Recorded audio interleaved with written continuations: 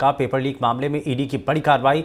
गोविंद सिंह डोटासरा के बेटों को पूछताछ के लिए समन दिया गया है और ईडी ने डोटासरा के बेटों को समन भेजा है। ईडी ने डोटासरा के ठिकानों पर रेड भी मारी थी और आपको बता दें कि जिस तरीके से ईडी का एक्शन है उसको लेकर के लगातार जानकारी सामने आ रही है। हर्षा कुमारी सिंह हमारी सहयोगी हमारे साथ जुड़ चुकी हैं। हर्षा जी, क्या अभी तक इस पर जानकारी, क्योंकि इससे पहले आप ईडी ने डोटासरा के अलग अलग ठिकानों पर रेड भी की थी जिसको लेकर बड़ा सियासी हंगामा हुआ था, लेकिन अब डोटासरा के बेटों को समन?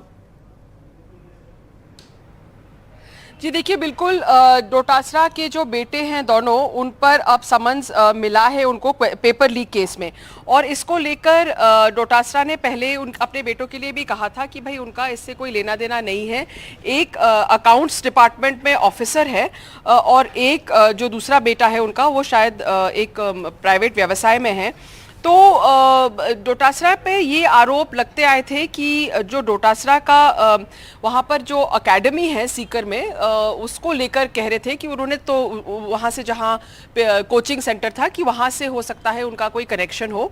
तो डोटासरा ने प्रेस कॉन्फ्रेंस में भी कहा था कि उनका उससे कोई लेना देना नहीं, एकेडमी से कोई उनके रिश्तेदार का नहीं है, और उन्होंने ये सारी बातें कही थी। लेकिन अब दिख रहा है कि भाई डोटासरा के जो बेटे हैं दोनों, उन पर भी समन्स दिया गया है।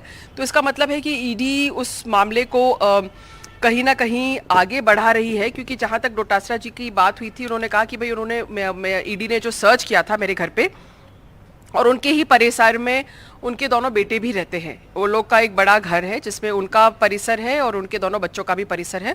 तो उन्होंने कहा था कि वहाँ पर जो रेड हुई थी, फिर उनके जो बेटे हैं उन पर अब समन्स दिया गया है। डोटासरा के घर से उनका फ़ोन वो ज़रूर कह रहे थे कि वो लेके गए थे, मतलब कॉल डिटेल स्टडी करने के लिए, और बाकी कोई बड़ी उनके वहाँ से कोई बरामदगी नहीं हुई है, ऐसे उन्होंने बताया था।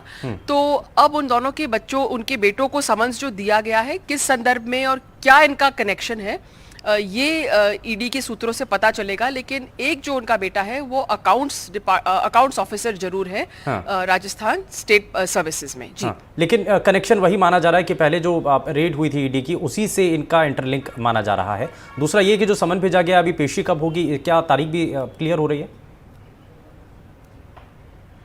देखिए, ये सब अभी फिलहाल जानकारी नहीं है, क्योंकि अभी अभी ये खबर मिली है कि ईडी ने इनको समन्स दिया है।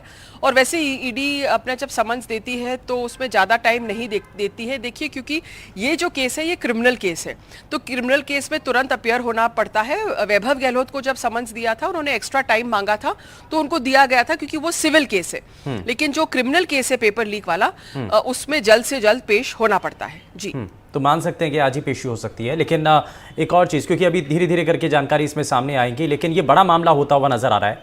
चुनाव भी सिर पर हैं और तारीख जैसे जैसे नज़दीक आ रही हैं, पॉलिटिकल माइलेज लेने की जो बीजेपी है वो इसमें कोशिश भी करेगी। देखिए, बिल्कुल, क्योंकि जब ईडी के रेड्स हुए थे और डोटासरा के घर पे ईडी के रेड्स हुए थे, वैभव को समन्स मिला था, अब डोटासरा के बच्चों को, दोनों बेटों को समन्स मिला है। तो साफ है कि एक तरह से ये बिल्कुल दहलीज तक पहुंच गई है। ये ईडी की जो रेड्स है, मतलब मुख्यमंत्री की दहलीज तक पहुंच गई है, जो पार्टी प्रेसिडेंट है उनकी दहलीज तक पहुंच गई है।